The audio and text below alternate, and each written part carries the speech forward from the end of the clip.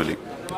जी, आपने किसानों की आवाज इस प्रदेश को आगे बढ़ाने वाले स्वर्गीय चौधरी चरण सिंह साहब के जयंती पर बोलने का मौका दिया, जन्मदिवस पर बोलने का मौका दिया, इसके लिए आपका आभार व्यक्त करता हूं। चोई साहब एक ऐसी आवाज थे जिन्होंने हमेशा गरीबों की, दबे की, कुचले की आवाज को उठाने का काम किया। किसान और मजदूर को साथ लेकर हर जाति, हर धर्म, हर वर्ग के लोगों के लिए उन्होंने काम किया। मेरा सौभाग्य है कि आज उस सदन में मैं बोल रहा हूं जिस सदन में चोई साहब नेता के रूप में जिन्होंने काम किया।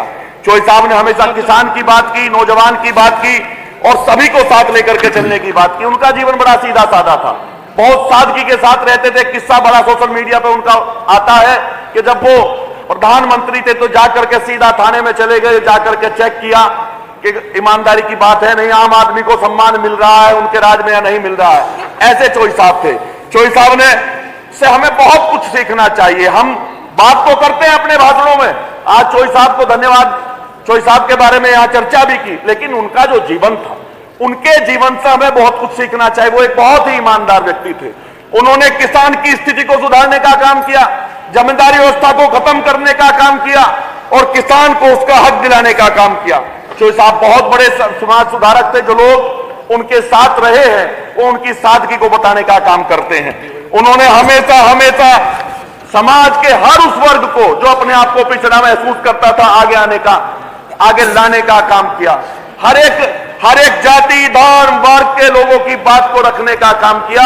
हर एक पिछड़े से पिछड़े समाज को नेतृत्व देने का काम किया। उन्होंने हर एक समाज को साथ लेकर के चल करके हर वर्ग के लिए काम करने का काम किया। हम सबको उनकी सोच थी कि गन्ना जो किसान है उसकी फसल का अच्छा दाम उसे मिले। किसान की स्थिति को सुधारने के लिए वो ये चाहते थे कि किसान किसी का कर्जदार ना हो। हम सबको किसान के कर्ज से दूर करने की बात रखनी चाहिए, सोचनी चाहिए। चोई साहब शिक्षा के बड़े हमदर्द थे। वो चाहते थे कि हमारा प्रदेश, खासतौर से किसान, नौजवान, मजदूर के बच्चे आने वाले समय में पढ़े, हमारे बच्चे पढ़ करके आगे बढ़े तो प्रदेश आगे बढ़ेगा। मान्यवर, चोई साहब को याद करता हूं जब देखता हूं कि किसान आज भी गन्ने के भाव की बात करता है। याद आता है उनका एक समय जब वो किसान की, नौजवान की बात करते थे तो उन्होंने कभी नहीं सोचा होगा कि आज भी खाद की लूट करने का काम होगा।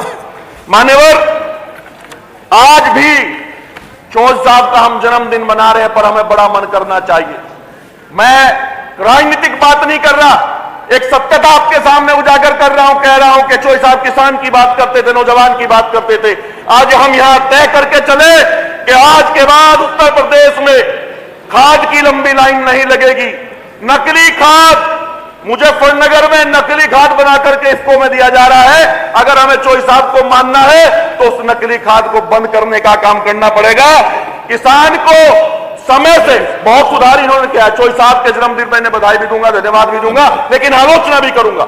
इन्होंने सुधार भी किया है, लेकिन आज भी गन्ने किसान बकाया है। उन्हें नमन करता हूं चोई साहब को और उम्मीद करता हूं कि पूरा सदन संकल्प ले कि चौधरी चरण सिंह जी के बताए रास्ते पे चलने का काम करे। बहुत धन्यवाद।